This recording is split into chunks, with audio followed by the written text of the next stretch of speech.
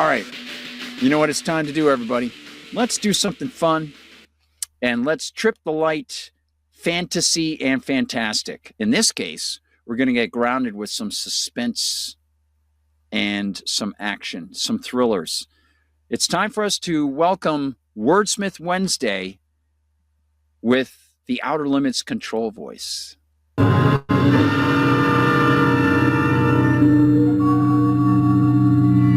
There is nothing wrong with your television set. Do not attempt to adjust the picture. We are controlling transmission.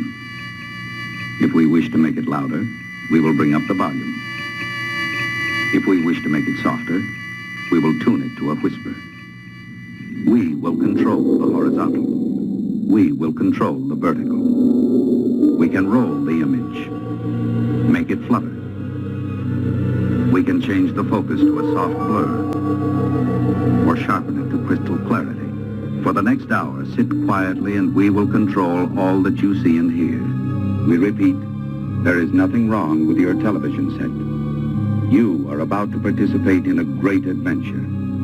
You are about to experience the awe and mystery which reaches from the inner mind to the outer limits.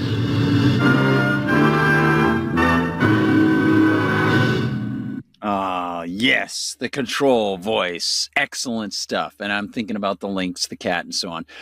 Just to let everybody know, the former Star Trek Writing Fellow channel on YouTube and the same channel on Rumble now has our latest 13th episode over there, just posted today. And that is the reading of that great story by, let me see, it was Ancient Light.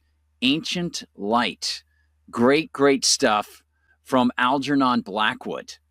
And of course, he's one of the masters, the early masters of the weird and the outre, the author of The Willows, which hopefully will stand the test of time for many centuries to come as something that can entertain all sorts of people. And there's a man who has entertained millions and millions of people in his life, and I respect this writer so much. His real name is John Camp. And this is sort of part of the story that is kind of interesting, a bit of curiosity about the man better known as John Sandford. As you know, I worked at a bookstore, used bookstore for years while I was doing a bunch of other things. And so I got to know that if you want to suggest a really good writer to somebody, just pick up John Sandford's books and you'll love the Lucas Davenport books. And there's a guy named John Camp who has a series about another guy that is also a pretty darn good series. Well, it's the same guy. And so I want to tell you about the author of what is probably his most famous series, the Prose series, John Sandford. This is the second of the Prose series, Silent Prey. It follows rules of prey. And, they always, this one doesn't have it, but they always would have those step back covers, the first one, and then they would get ripped at used bookstores because there was like a hole here and the back cover would have like lips and stuff.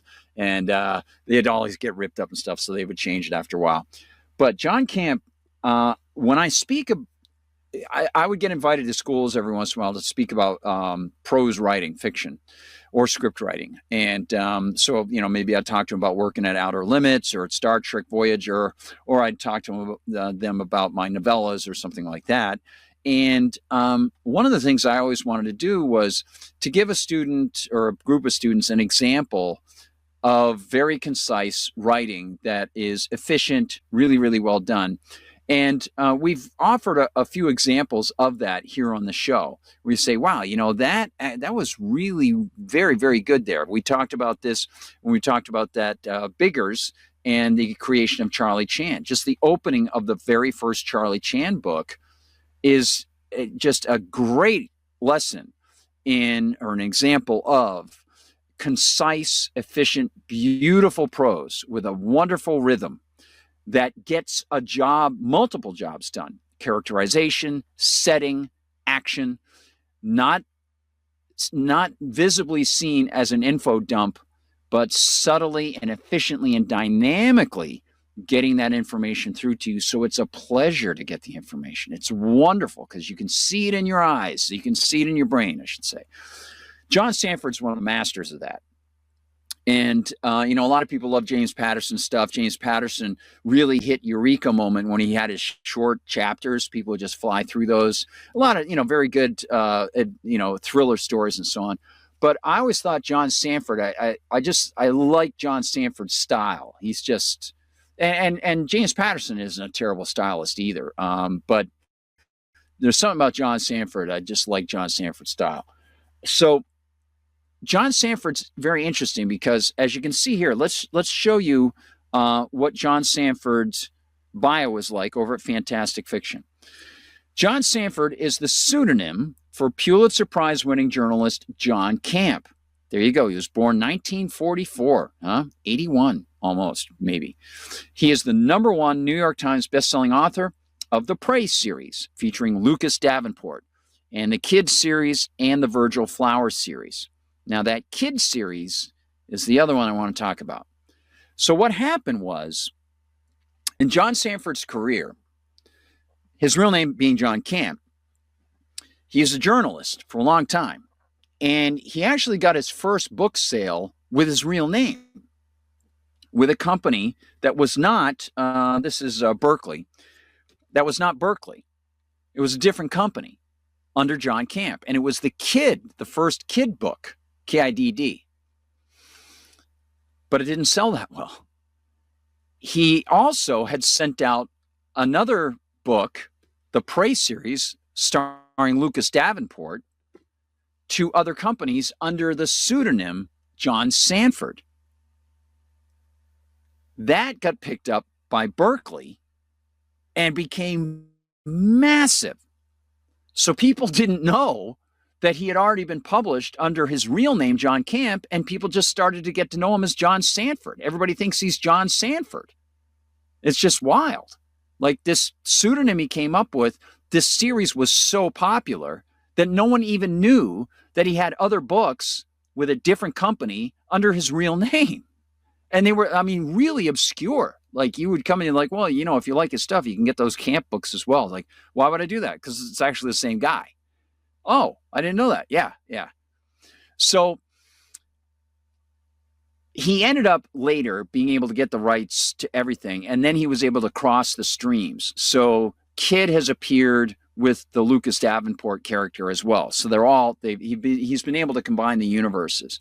But at first, they were completely separate, and he couldn't do anything to bring them together because they were copyright he had made arrangements with separate companies. He couldn't bring the characters together. No matter what he wanted to do on a narrative, he would have to wait and postpone any of those books till later if he wanted to bring the characters together.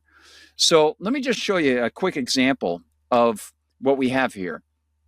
Fool's Run, Kid and Llewellyn, the Prey books, Rules of Prey, Shadow Prey. Oh, that's right. Silent Prey is the fourth one. That's right. Eyes of Prey. So this comes in after Eyes of Prey. And Silent Prey is actually a direct sequel to Eyes of Prey. So the person the adversary in Eyes of Prey, you know, he's victorious in Eyes of Prey. It picks up with that adversary. And that's what I want to read to you because it's a beautiful example. But look at all these Prey books. This is amazing. Amazing. The first one published in 1989. Latest one, 2025 with Lethal Prey. Then Virgil Flowers, Dark of the Moon, Heat Lightning, great stuff. And then he's got this series, Uncaged, Outrage, Rampage. I haven't read any of those with Michael Cook. And then Letty Davenport. I don't know much about Letty. That must be maybe young adult stuff. And then other ones. Night Crew, that stands on its own. That's a great book. If you want to just read one on its own, just read Night Crew. That's a great place to start. And it's just its own novel. You know, if you don't want to read a whole series, just go with Night Crew. That's a great book. So, yeah. So, I mean, when I worked at the bookstore, John Sandford was one of our top sellers. And, you know, I might have read, I don't know how many of those that I read, but even beyond the series, I had no problem suggesting like, well, you know, I haven't caught up yet, but here's like the 10th book in the series. You can bet on this. Like, just go, you know, you're going to love these things. So now let me give you an example. This is what I would do for students if I were brought in to, you know, talk to students about writing. I would say, let me show you what can be done with concision and rhythm and prose and knowing what you want to get done, and then integrating it through practice, and then being able to do it almost secondhand with a flow that you know you can ride that force in your mind as you're doing it. You get that flow. It's not like it's just coming out of you super easy, but you've got the rhythm down and you know how you're going to do it. And you know what you've got to do with your plot. You've got it planned out. And so now you can write something amazing. So here we go. And I don't want to oversell it, but it's a really good example. This is from, again, the fourth book, Silent Prey, in the Prey series by John Sandford. This released in 1992. Paperback version came out in 1993. And Berkeley is a subset of Putnam. So he sold it to Putnam. Chapter 1. Again, this picks up after, Eyes of Prey. Okay, so let me show you. This is Eyes of Prey here. Okay, and then we're going to go with, this is the one we had at the bookstore all the time. The eyes were cut out eyes, and those would start to rip. It was pretty funny. They always had like cut out stuff on the early ones. And then here's Silent Prey. Okay, there you go. So there's Silent Prey. Lucas Davenport. Good stuff, Lucas. Okay. So I'm going to bring this in here. Hello. Hello, fellow booktubers. All right, chapter 1. A thought sparked in the chaos of Becker's mind. The jury. He caught it mentally, like a quick hand snatching a fly from midair. Becker slumped at the defense table, the center of the circus. His vacant blue eyes rolled back, pale and wide as a plastic baby doll's, wandering around the interior of the courtroom, snagging on a light fixture, catching on an electrical outlet, sliding past the staring faces.